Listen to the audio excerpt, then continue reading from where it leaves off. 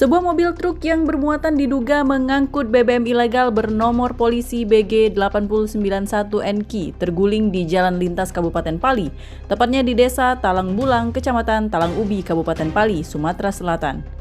Nampak mobil bermuatan BBM ini langsung diselimuti terpal dan dilakukan penyedotan BBM yang tertumpah dan dipindahkan ke truk lain dengan nopol BG 8194LU. Terlihat dua orang melakukan penyedotan dengan menggunakan mesin pompa. Kejadian ini membuat arus lalu lintas mengalami gangguan karena pengendara lain yang melintas penasaran dengan kejadian ini karena truk yang mengalami kecelakaan ditutupi dengan terpal, sehingga petugas Satlantas Polres Pali turun ke lokasi untuk mengatur arus lalu lintas.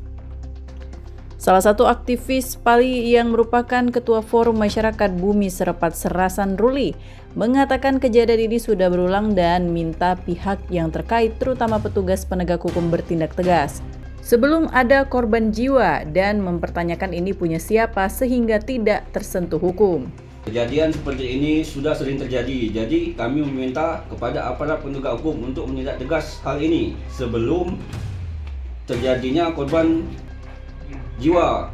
Dan kami juga mempertanyakan ini punya siapa karena terkesan dari penegak hukum ada pembiaran.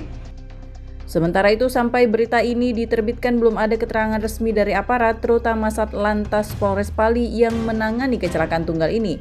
Saat didatangi ke kantor, Kasat Lantas lagi tidak ada di tempat. Dan pesan singkat awak media pun belum ada balasan.